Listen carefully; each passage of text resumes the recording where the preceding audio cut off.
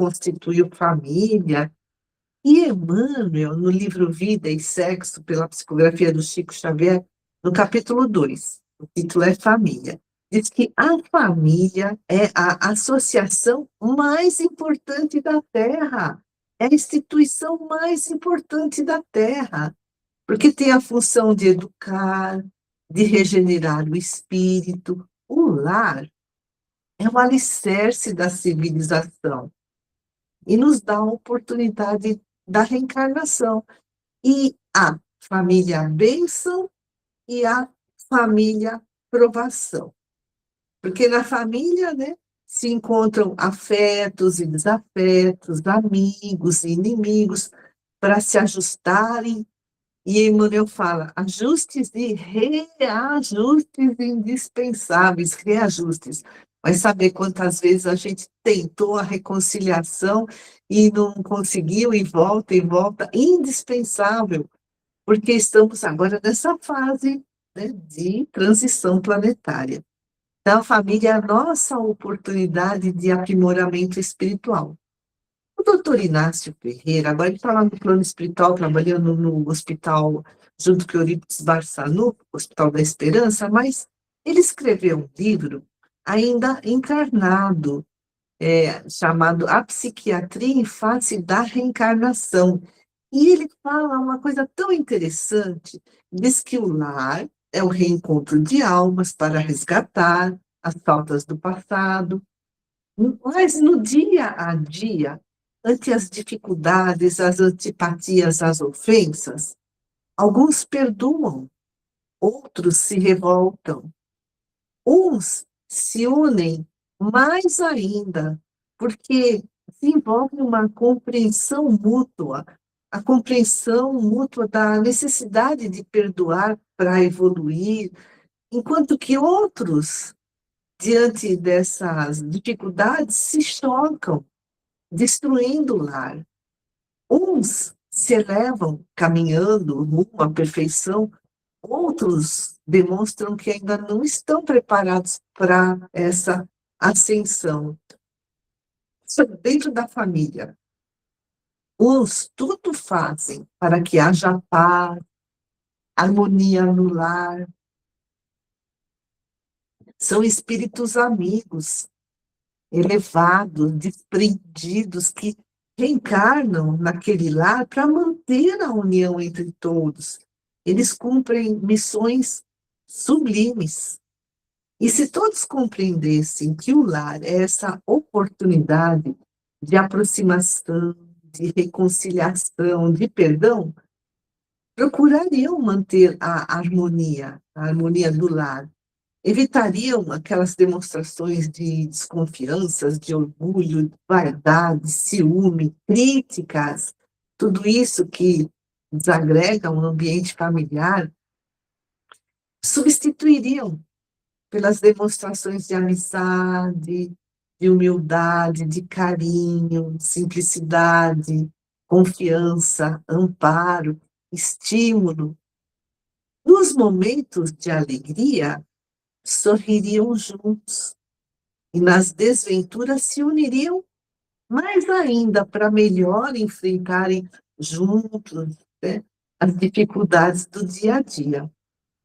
Bom, viver sob o mesmo teto é recheado de desafios, muitos desafios, porque nós temos diferentes opiniões, diferentes interesses, temos ainda uma parcela maior ou menor de egoísmo, tudo isso acaba gerando atritos, discussões, gritos. Quando um casal discute, será que o grito é apenas falta de argumento? Não só. Quem explica é o espírito Lourdes Catherine, no livro Amar Também Se Aprende, psicografado pelo Francisco do Espírito Santo Neto. Olha só, é para a gente aumentar o nosso nível de compreensão. Um grito, quando o outro grita, não é só falta de argumentos, é também aflição, medo, brutalidade, insegurança. A gente precisa ver além das aparências. O grito, escreve a autora, É um esforço exaltado de querer convencer ou chamar a razão para si. No amor, né, a voz é doce, não é? Agora, se não há amor, a voz é áspera. E contam os sábios orientais que quando duas pessoas estão numa discussão gritando, elas se afastam, afetivamente falando. E aí elas gritam para que possam ser ouvidas, porque a distância afetiva entre ambas é enorme. E quanto mais alteradas elas ficam, maior é esse espaço, né, de afeto, afeto que vai se esboroando, né? Maior é o espaço entre eles e mais forte terão que gritar. Enquanto que, né, a distância entre almas que se amam é muito pequena. Pode ver, né, os namorados, eles conversam baixinho, suavemente, ele está do lado e não ouve nada. E Emmanuel, no livro Alma e Coração, também do Chico Xavier, né? Olha que bacana, não sei se isso eu já comentei aqui. Diz assim: houve muitos heróis ao longo da história que ofereceram a própria vida para salvar outras pessoas. Tombaram defendendo a coletividade em honra da justiça, de causas nobres. Aí a gente pode lembrar de Gandhi, de Martin Luther King. Morreram em louvor da ciência. A gente lembra de Giordano Bruno, de Marie Curie, que estudou a radiação e, né, acabou desenvolvendo um câncer. Devemos reverenciá-los, mas não podemos esquecer o heroísmo oculto, tão autêntico e tão belo quanto aquele, né, desses protagonistas das grandes façanhas. O heroísmo oculto é, faz parte daqueles que sabem viver o dia a dia, que cumprem as suas obrigações, apesar das dificuldades, auxiliam o próximo, muitas vezes se apagam pouco a pouco para levantar alguém ou mais de uma pessoa para ajudar. Emmanuel fala em relação a esse heroísmo oculto, para a gente observar a parte mais difícil na nossa vida. Ele pergunta assim: será que é o cativeiro das obrigações domésticas inadiáveis? Aí vamos dizer, né, as donas de casa, né, tem aquele compromisso diário, né, de manter tudo em ordem, a alimentação, a educação das crianças, ou é um conflito íntimo, ou é um filho doente, ou é um companheiro desequilibrado. Emmanuel escreve: a matrícula na escola do heroísmo silencioso está aberta constantemente a todos nós. Jesus falou: quem quiser caminhar nos meus passos, renuncie a si mesmo, tome a sua cruz e siga-me. Então, qual é a cruz que está pesando em nossos ombros? Aqui cada um vai saber, né, de si.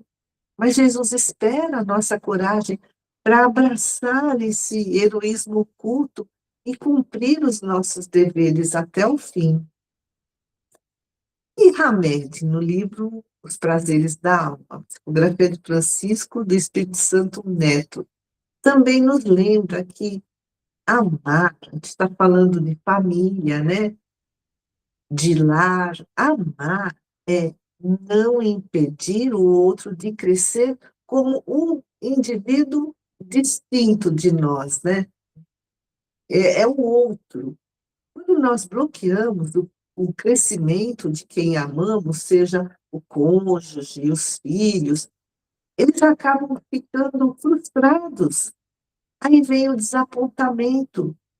E cada pessoa tem o direito de usar os seus próprios talentos, desde que não prejudique ninguém, claro, né? Mas tem pessoas que ultrajam, que desrespeitam, porque, no fundo, estão negando os seus próprios temores, as suas inseguranças, as suas fraquezas. Daí, procuram compensar na forma de autoritarismo, de possessividade, de arrogância, Por isso, nós precisamos aprender a amar, ensina Hamed. E como aprender a amar? Respeitar as diferenças, porque o respeito mútuo mantém as pessoas unidas.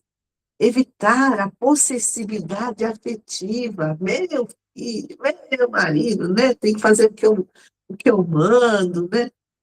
Admitir que todos ainda erramos, não pretender ser compreendido em tudo. Será que a gente, de vez em quando, faz isso?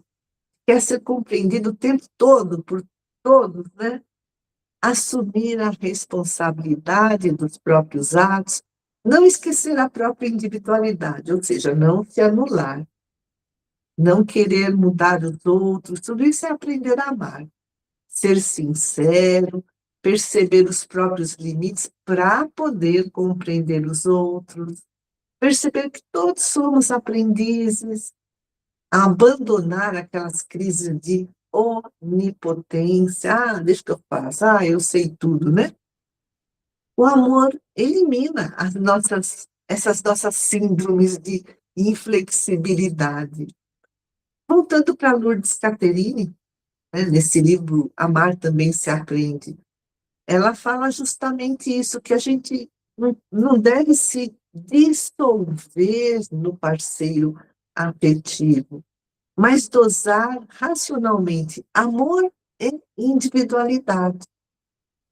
Viver juntos, mas livres para o crescimento pessoal, espiritual, nas relações afetivas, a própria identidade é a melhor defesa.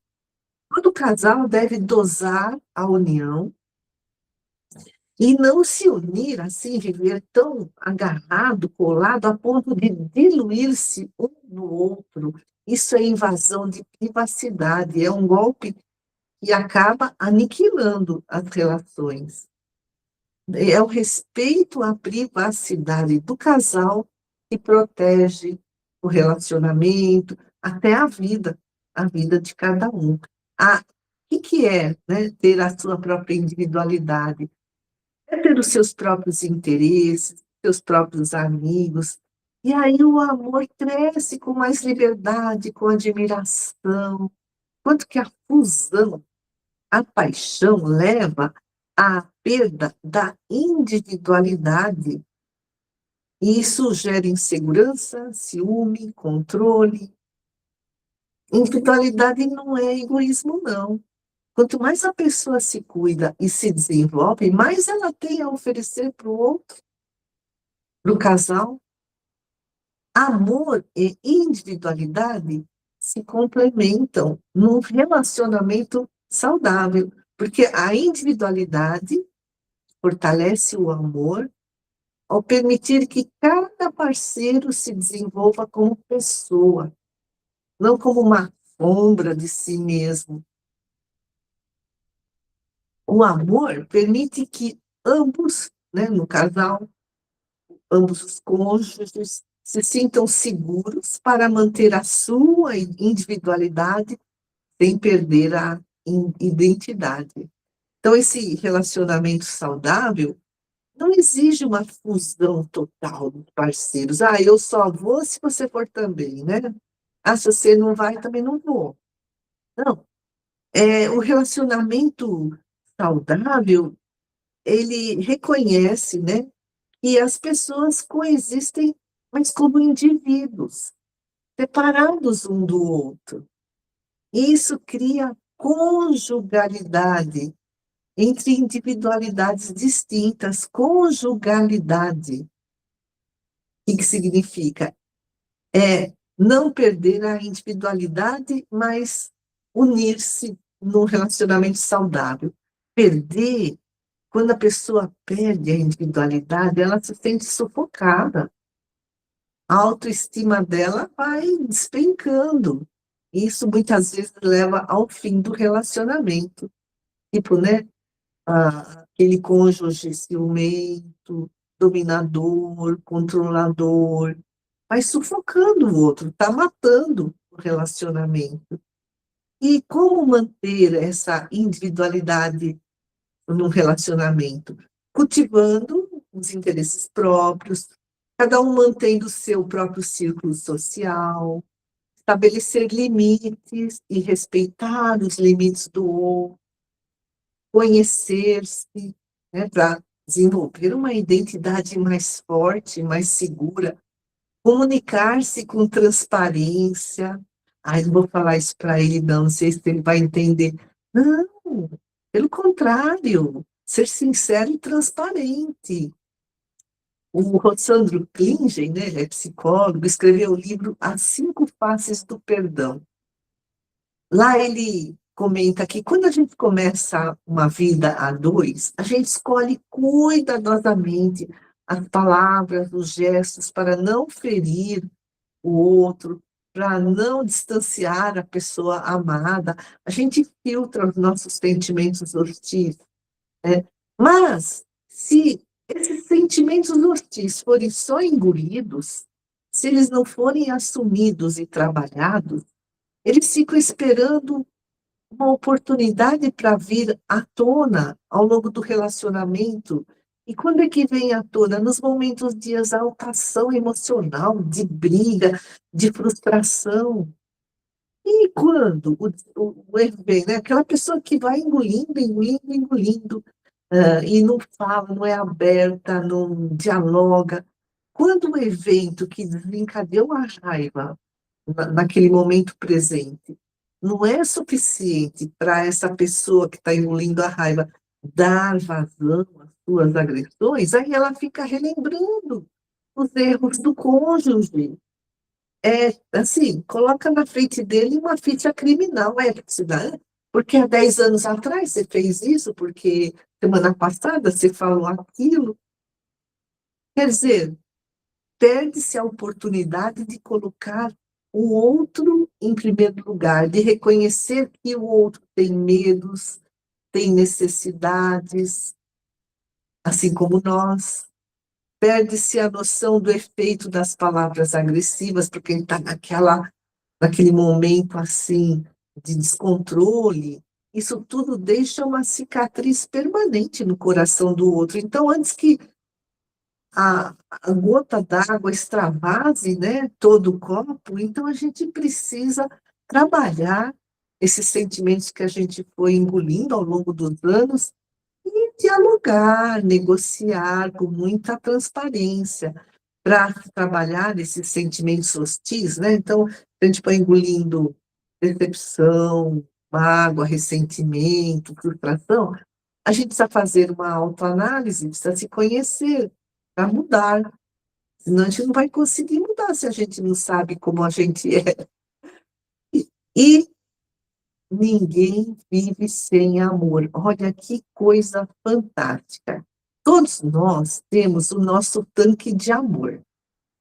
Tem dia que está mais cheio, tem dia que está menos cheio, né? Conforme as circunstâncias, o nosso humor. E na família a gente tem uma excelente oportunidade para manter o tanque de amor do outro cheio, do cônjuge, dos filhos, dos pais, dos irmãos.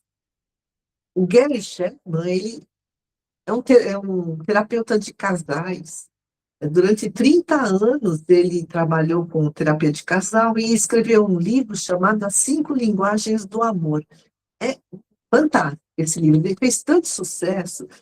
E depois esse daí é relacionado a cônjuge. Depois ele fez outras cinco linguagens do amor, falando de pais e filhos, ou falando de amigos.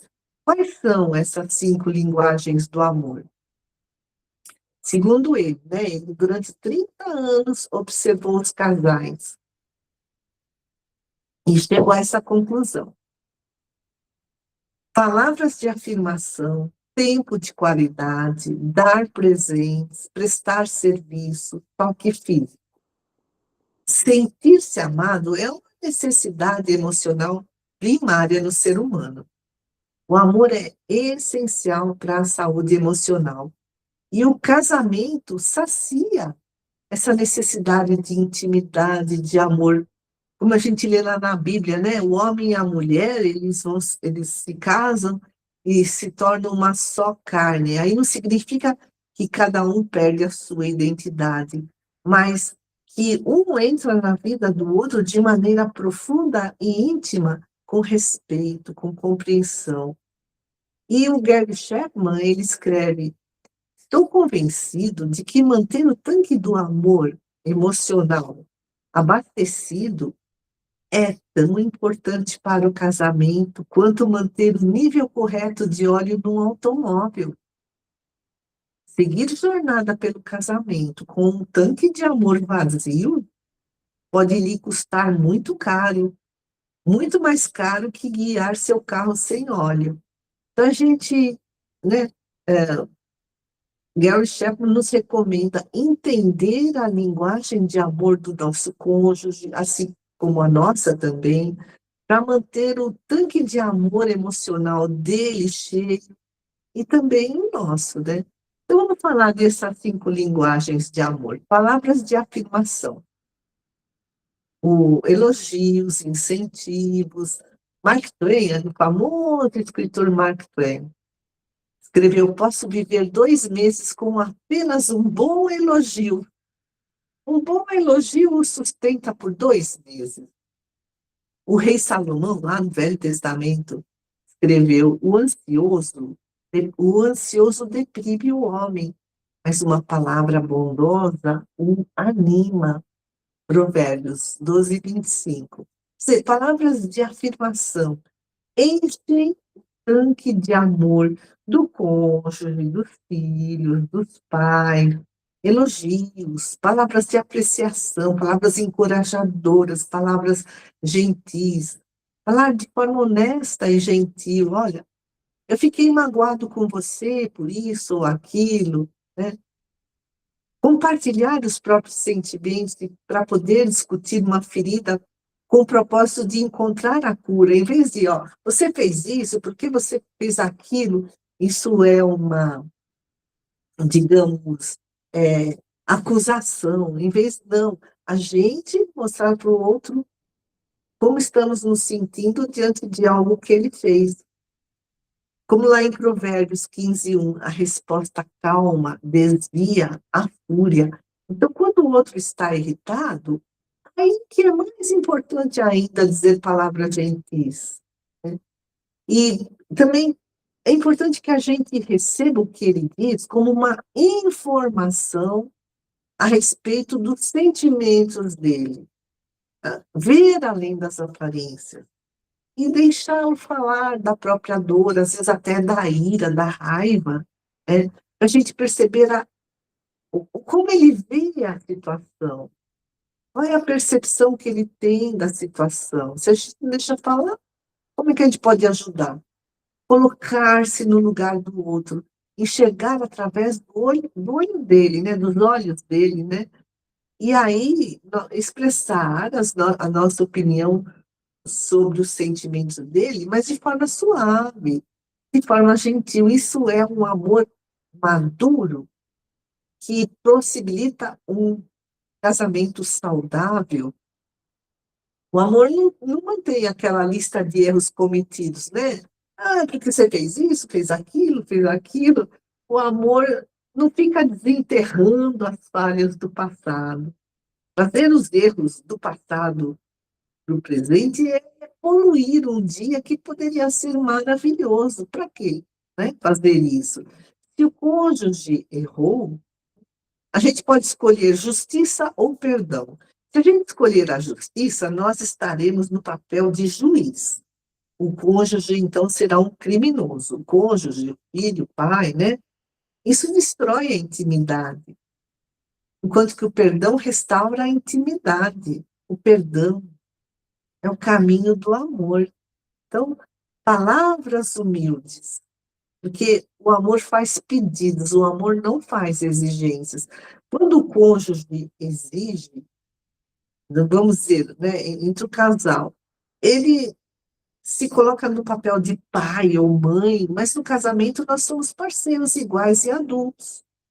As exigências eliminam a intimidade, aí os cônjuges se afastam. Enquanto que Quando fazemos um pedido para o nosso cônjuge, nós estamos afirmando o valor e a capacidade dele ou dela.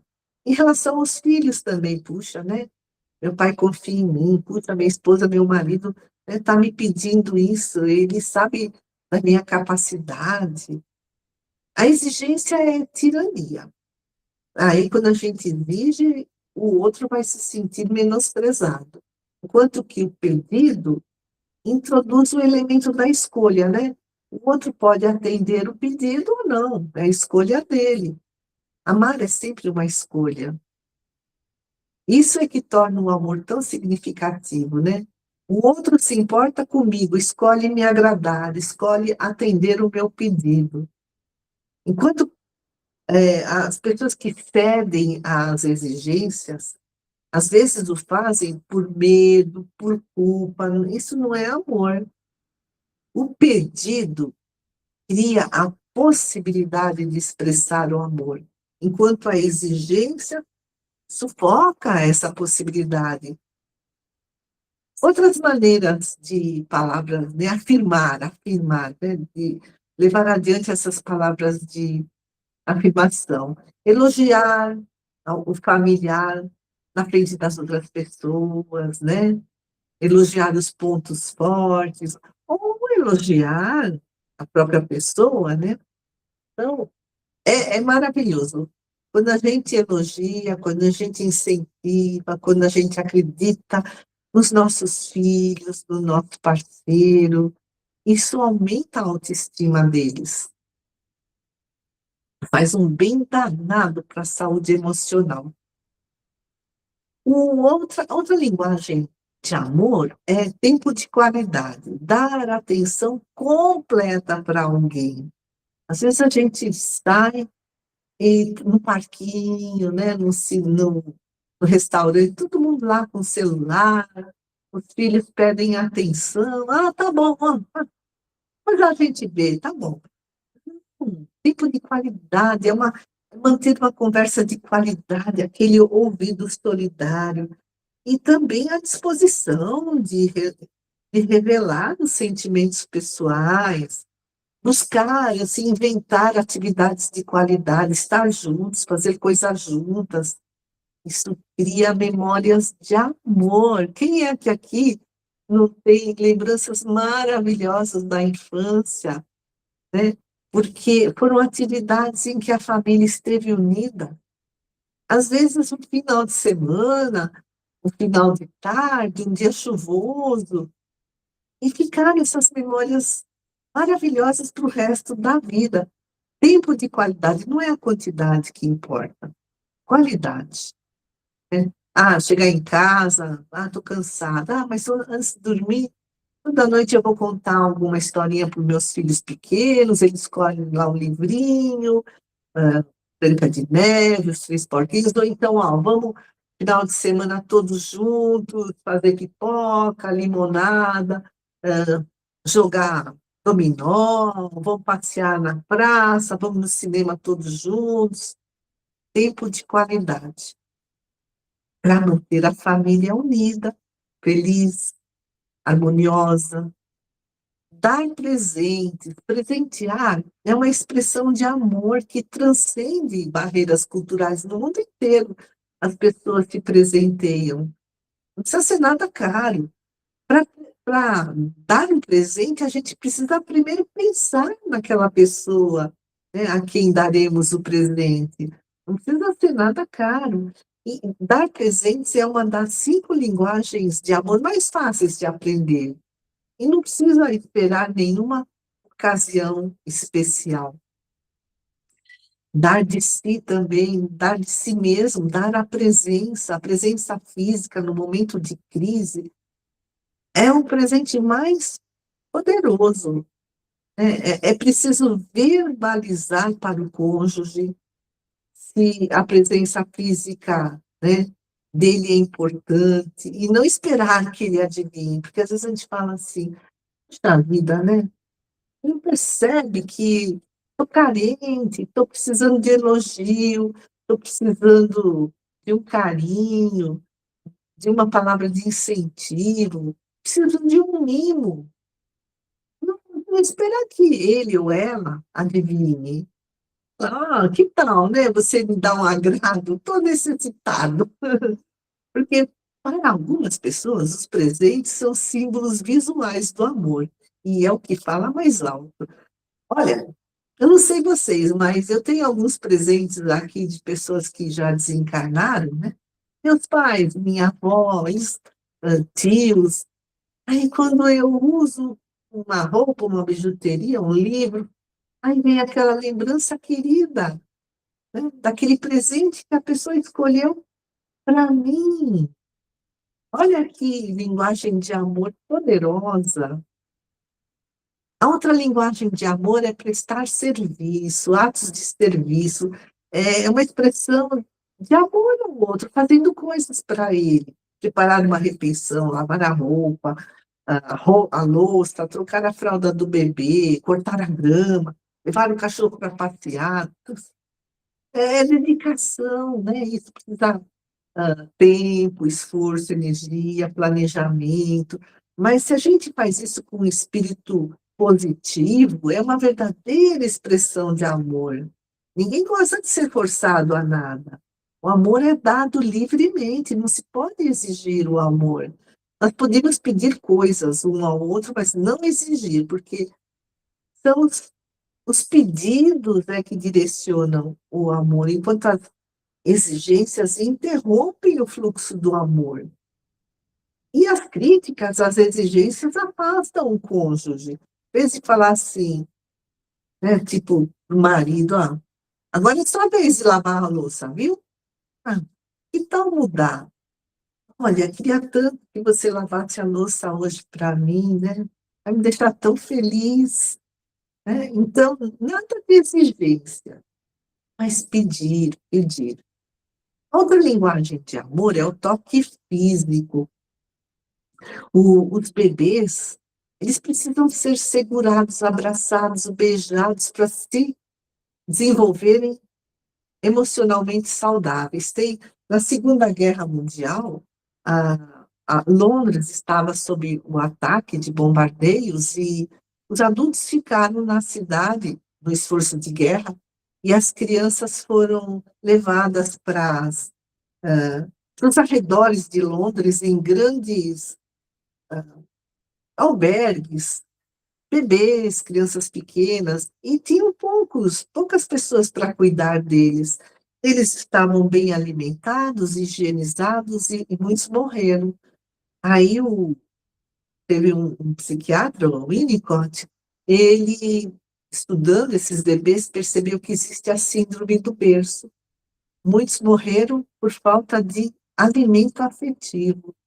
Então, há pessoas que precisam do toque físico do cônjuge para encher o seu tanque de amor. E todas as sociedades têm alguma forma, não, algumas formas de toques físicos como um meio de saudação social.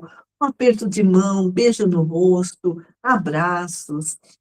Eu conheço uma pessoa, o marido dela faz tudo para ela. Cada ano ele dá um carro novo para ela, super, assim, gentil, cuidadoso, educadíssimo.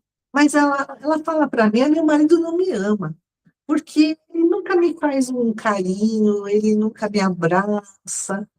Quer dizer, não percebe que, né, a necessidade, a linguagem de amor dela é essa, e ela também não se apercebeu que precisa verbalizar isso, mas a gente todos sabemos que ele a ama demais, mas no perceber dela, ele não a ama porque justamente ele não é carinhoso na frente das outras pessoas, tudo, né?